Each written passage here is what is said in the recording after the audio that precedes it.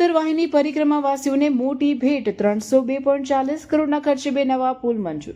નર્મદા ઉત્તર વાહિની નર્મદા પરિક્રમા કરતા લાખો શ્રદ્ધાળુઓ માટે રાજ્ય સરકારે મહત્વનો નિર્ણય લીધો છે। ભરૂચ જિલ્લા ભાજપ પ્રમુખ અને પરિક્રમા સમિતિના આયોજક પ્રકાશ મોદીની રજૂઆતને પગલે મુખ્યમંત્રી ભૂપેન્દ્ર પટેલે નર્મદા જિલ્લામાં 302.40 કરોડના ખર્ચે 2 નવા પુલના નિર્માણની મંજૂરી આપી છે।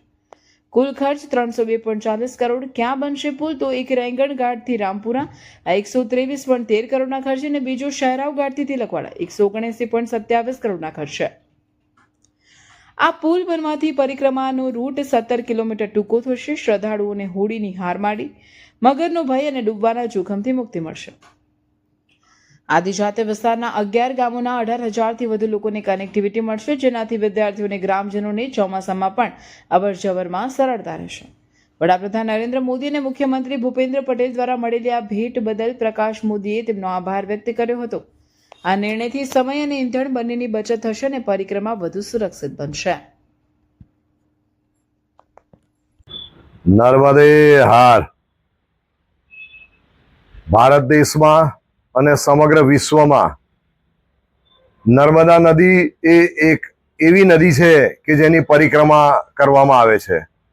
આમ તો 12 માસ એની પરિક્રમા કરવા માટે સમગ્ર દેશભરમાંથી અને વિશ્વભરમાંથી લોકો આવતા હોય છે, પરંતુ ચૈત્ર મહિનો એમાં માં નર્મદાની ઉત્તર વાહિની પરિક્રમા જે કરવામાં આવે છે અને એમાં સમગ્ર ગુજરાત, મહારાષ્ટ્ર, મધ્યપ્રદેશ અને દેશભરના લોકો આ માં નર્મદાની પરિક્રમા કરે છે।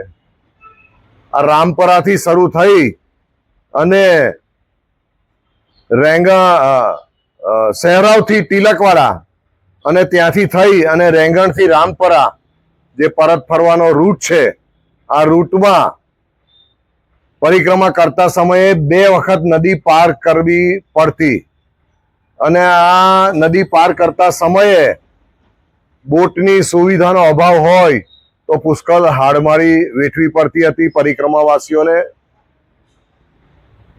અગાઉ જ્યારે 2020-21માં માત્ર 4 બોટ હતી અને તે વખતે પણ ખૂબ જ અફરાતફરી સર્જાયેલી અને અમે તે વખતે માનનીય મુખ્યમંત્રી શ્રી પાસે અને માનનીય પ્રધાનમંત્રી શ્રીને રજૂઆત કરી હતી લેખિતમાં કે આ રૂટ પર બ્રિજ બનાવવામાં આવે કે જેથી પરિક્રમાવાસીઓ બ્રિજ પાર કરી, બ્રિજ પર ચાલીને પાર કરી અને નર્મદા પરિક્રમા પૂર્ણ કરી શકે। કેમ કે બોટની સંખ્યા વધારવી અને કોઈ કંઈ પણ મુસીબત ઊભી થાય, કોઈ મોરબી જેવી દુર્ઘટના ના ઘટે એ માટેની અમારી રજૂઆત હતી।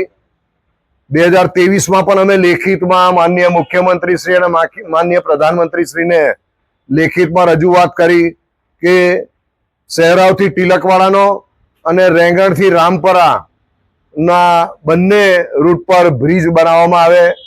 2025માં પણ અમે ફરી રજૂઆત કરી અને અમારી આ રજૂઆતને ધ્યાને લઈ માનનીય મુખ્યમંત્રી શ્રીએ 2 નવા બ્રિજનું બનાવવા માટેની જે જાહેરાત કરી છે 302.40 કરોડના ખર્ચે શહેરાવથી તિલકવાડા અને રેંગણથી રામપરા ના જે બ્રિજની જાહેરાત આ 2 દિવસ પહેલા જ કરી અને એના માટે સમગ્ર નર્મદા પરિક્રમાવાસીઓ અને ગુજરાત, મહારાષ્ટ્ર અને મધ્યપ્રદેશના લોકોને વિશેષ આનંદ થયો છે। કેમ કે મેક્સિમમ લોકો આ ચૈત્ર મહિનામાં ઉત્તર વાહિની પરિક્રમા કરવા માટે આ રૂટ પર થઈને પસાર થતા હોય છે।